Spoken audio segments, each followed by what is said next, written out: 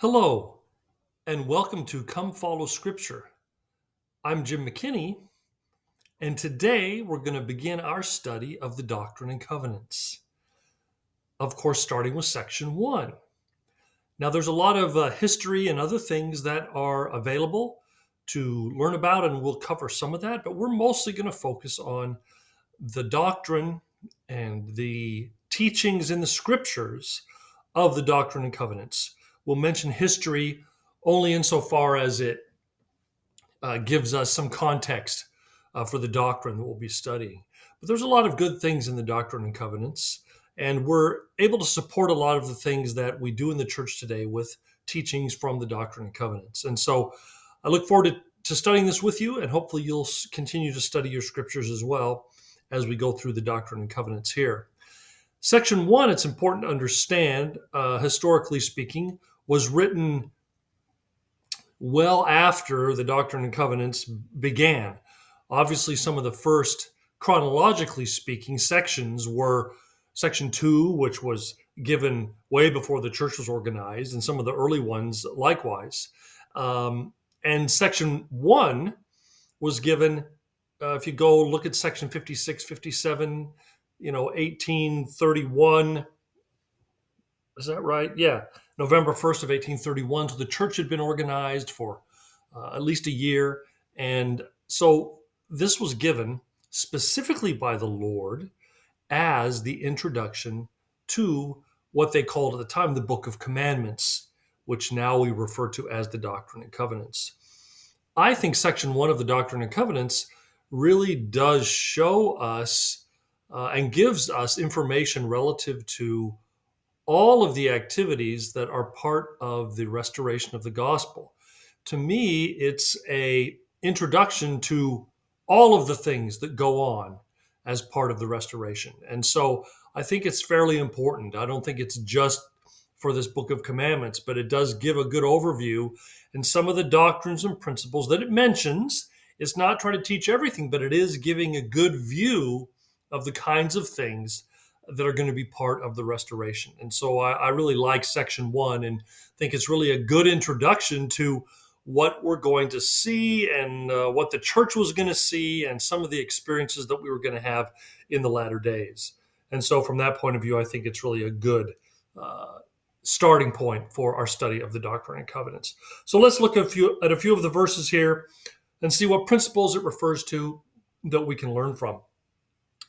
As I said, November 1st, 1831. So the Book of Doctrine and Covenants, or the Book of Commandments, as they called it at the time, already had quite a few revelations that were available and part of it. So it was given after the fact. So he starts by saying, "Hearken, listen to what I'm going to say. The Lord says this to Joseph Smith in section 1 in verse 1. And then in verse 2, he says, the voice of the Lord is unto all men. There's none to escape." So this section 1 is given to all men, not just the church. There's obviously some mention of the church in here, but given to all men. Again, this is the Lord talking in some degree about the restoration of the gospel and what's going to happen in the latter days. Verse 3, the rebellious shall be pierced with much sorrow, for their iniquities shall be spoken upon the housetops, and their secret acts shall be revealed, and the voice of warning shall be unto all people. So we live in a day when many of the things that the evil have been doing, that evil people have been trying to accomplish, and especially these days, I'm putting this together a little bit late, but this is the day before the inauguration of Donald Trump, the 19th of January. Tomorrow, Trump's going to be inaugurated.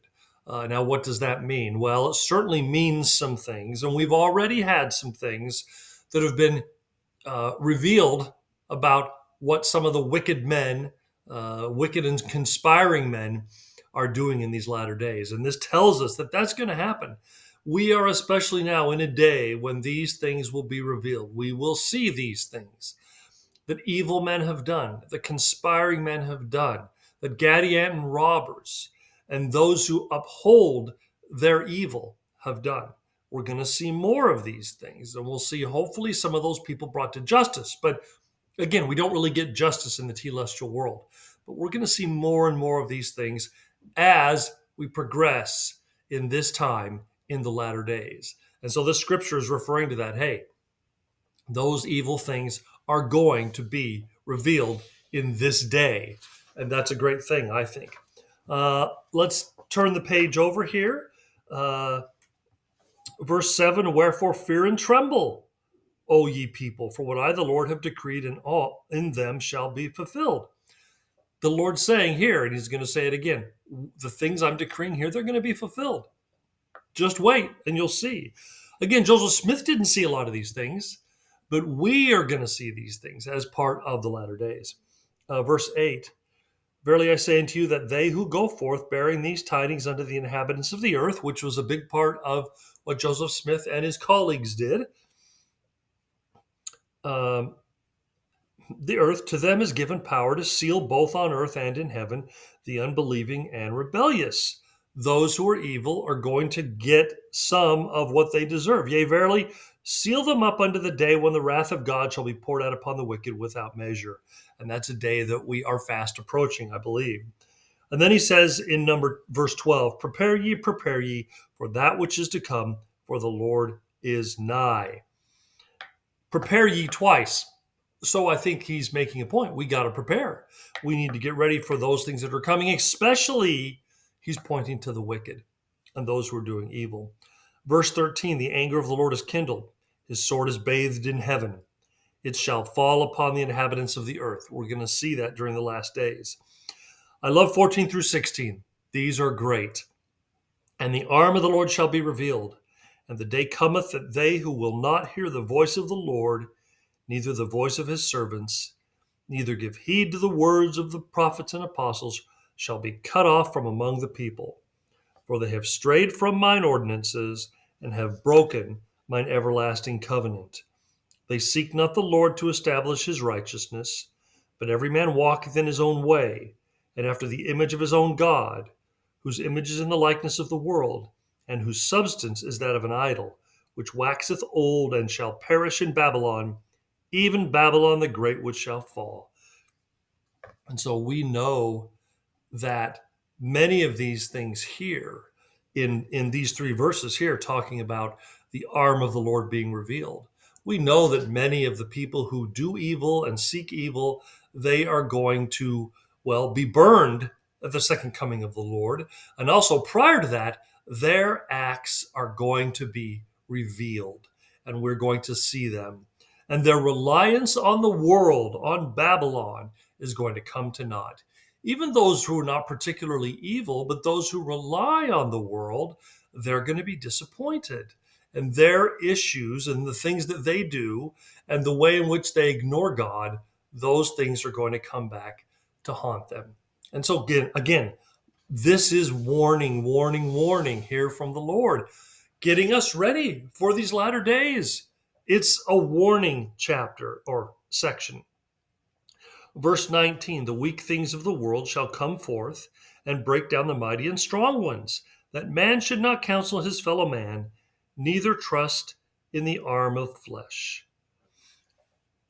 Again, very important principles there. The weak things are going to break down the mighty and strong ones.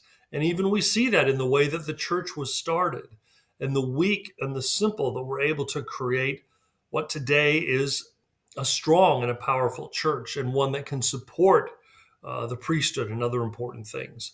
And then also, don't rely on the arm of flesh. Another principle, this section is full of principles. Another principle that we need to understand, do not rely on the arm of flesh. Through the Holy Ghost, you may know the truth of all things. You are to seek it. That's what the prophet's been teaching us. If you're only relying on the words of the prophets and apostles, and you're not studying the scriptures, and you're not seeking for personal revelation, then you're not doing what the prophets and apostles are teaching us. We have been taught by President Nelson over and over again to seek for your own revelation. And if you're not doing that, then you're not following the prophets and apostles. Very important. Okay. All right. So moving on here. One of the things, and he gives a list here of the things, the reason that the gospel needs to be established, and the for it. And he talks about a bunch of different things, that every man might speak in the name of the Lord, that faith might increase, that mine everlasting covenant might be established. That's very important. Elijah brought those keys. We're going to talk about that next week when we talk about section 2. Don't miss that. The fullness of my gospel might be proclaimed. The commandments are of me, given to my servants in their weakness. And as far as the servants go, if they've erred, make it known. If they've sought wisdom, they'll be instructed. If they've sinned, they're going to be chastened so they can repent. If they're humble, they'll be made strong, and they'll receive knowledge from time to time. Even Joseph Smith have power to translate the Book of Mormon. So here it mentions the Book of Mormon. This is important too because the Book of Mormon has already been translated at this point in time. So it's already happened. We've already gotten the Book of Mormon translated. We've already started to give it to people, and people have already been blessed by it. So the Lord is just saying, hey, this is one of the other things that's going to come forth as part of the restoration of all things. The Book of Mormon is going to be translated. And that's exactly what has already happened when this section is given. And he's talking about, he's given Joseph Smith power to bring forth the Book of Mormon, which he's already done. And then he says, in verse 30, and also to those whom these commandments were given might have power to lay the foundation of this church, to bring it forth out of obscurity and out of darkness, the only true and living church upon the face of the whole earth. So the Lord is saying this is going to bring forth his church. Verse 31 and 32, for I, the Lord, cannot look upon sin with the least degree of allowance. Nevertheless, he that repents and does the commandments of the Lord shall be forgiven. Again, another great principle. I, the Lord, cannot look upon sin with the least degree of allowance. I cannot allow people to sin and then to come in to my kingdom. And they have to repent, and they have to rely on the atonement of Jesus Christ. And there are many people today who want a softening of the commandments. Some believe there's no commandments, but there's some members of the church even who are like, oh, God is merciful. He won't, be bothered by people doing these kinds of sins or these kinds of sins, or this really isn't a sin. No, you have to keep the commandments, and you have to repent of and be forgiven of your sins to come with the Father, because he cannot look upon sin with the least degree of allowance. Even though he loves us, even though he's merciful, he still cannot look upon sin. And so we must be changed and we must repent. Great principle, and it's spoken of in other places as well.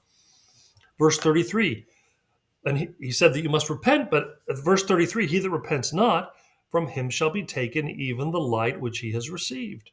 For my spirit shall not always strive with man, saith the Lord of hosts. So again, if we're not willing to repent, if we're not willing to change, we can lose the Spirit of God. It can be taken from us. And so that is something we always need to remember. And again, this is verse 34. Verily I say unto you, O inhabitants of the earth, I, the Lord, am willing to make these things known unto all flesh. For I am no respecter of persons, and will that all men shall know that the day speedily cometh. Peace shall be taken from the earth, and the devil shall have power over his own dominion. And so we see that another important principle he's teaching here is that you should not rely on the arm of flesh, which we read about previously. And right here, he's mentioning that we need to always seek the Lord, and that we need to always seek for his many blessings. We're going to read about, and you've already read in Joseph Smith history about the great blessings Joseph Smith received. Joseph Smith received many great blessings, visions and visitations and miracles and gifts and a lot of different things. We can have the same blessings. The prophet Joseph Smith taught that all saints, even the least saint, can receive anything that Joseph has received as soon as they are ready. And so this is letting us know, hey, God is no respecter of persons. Just because he gives Joseph Smith these blessings, he can give you similar blessings for your life to guide you and to help you. And so he's telling us that, hey, God is no respecter of persons. And we will see this repeated. This was repeated in the Book of Mormon frequently. It's repeated in the Bible, and it's repeated here in the Doctrine and Covenants and the Pearl of Great Price, telling us God is no respecter of persons. What's true for one can be true for another, and we can seek these great blessings. Now, all of us have different paths to follow, or I guess I should say, different ways of interacting with the Spirit. And so it may not be exactly the same for all of us because we need different things. We don't all need the exact same kind of interactions in order to grow and progress. The Lord knows what we need, but great miracles for what we need are available to us. And the Lord will provide those just like he did Joseph. And he tells us here, he's no respecter of persons. If you seek for these miracles, if you seek for these great blessings, he's going to bless you with them as long as you're sincere, as long as you're obedient, and as long as you believe that these are for you. Satan would tell you that these blessings are not for you. He would say, well, yeah, Joseph Smith maybe had a vision, and maybe Joseph Smith was able to have the Spirit guide him in a significant way. But that's Joseph Smith. That's not you. You can't have that. Well, there's no scripture that teaches that. There is no scripture that teaches that. The opposite is what is taught. It was taught by Joseph Smith, and it's taught in the scriptures. You too can receive these great blessings. In fact, I encourage you to seek for them. You can read many examples, and we'll read many examples of the prophet and what he taught about this, but there is nothing to support that. Sometimes we hear members say that, and sometimes we hear people even teach that. Oh, this was a special situation. You can't really expect this. That's not correct. There's no support for that. No scriptures and nothing to support that other than some people saying it. If there's no support in the scriptures for it, I'm telling you, it's not true. And especially if in the scriptures it teaches the opposite, right here, that God is no respecter of persons, then you can't say, well, yeah, but, maybe. No, you can't do that. Don't do that. All right. So getting towards the end here of section 1, verse 37 and 38, everyone's familiar with these. Search these commandments, for they are true and faithful, and the prophecies and promises which are in them shall all be fulfilled. What I, the Lord, have spoken, I have spoken. I excuse not myself. And though the heavens and the earth pass away, my word shall not pass away, but shall all be fulfilled, whether by mine own voice or by the voice of my servants, it is the same. And so, section 1 of the Doctrine and Covenants, it's a beautiful section. It lays out some basic principles that the Lord is going to reinforce and continually to teach us. Things like, don't rely on the arm of the flesh. Things like, God is no respecter of persons. Things like, search these commandments because they are true and faithful. What's in them is going to be fulfilled. In your own lives and in the lives of others, it is going to be fulfilled. And we need to understand that. And this section 1 is a great introduction to the Doctrine and Covenants. It's a great introduction to the restoration of the gospel. Joseph Smith's going to be given power to bring forth the Book of Mormon. That happened. He's going to be given power to build up and create this church through my guidance. That happened. The church is going to grow and become strong.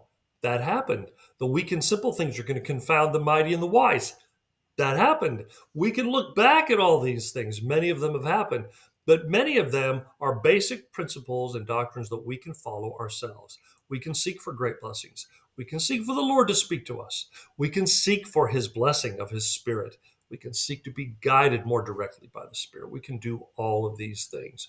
And so this is a great way to start our study of the Doctrine and Covenants. I hope you'll join me for this next week. This next week is section 2. We could read it right now, but I'm not going to do that. I'm going to save that for next week because there are a lot of important things to say relative to the priesthood. And there's a lot of misconceptions in the church today about the priesthood. And so next week, our discussion will be the priesthood. And we'll talk about Elijah, and we'll talk about Peter, James, and John, and we'll talk about the temple, and we'll talk about a number of things that relate to the priesthood. And so I hope that you'll join me then. And between now and then, I hope that you'll continue to study the scriptures. And I promise that you will have blessings and revelation as you do so. Till next time, bye.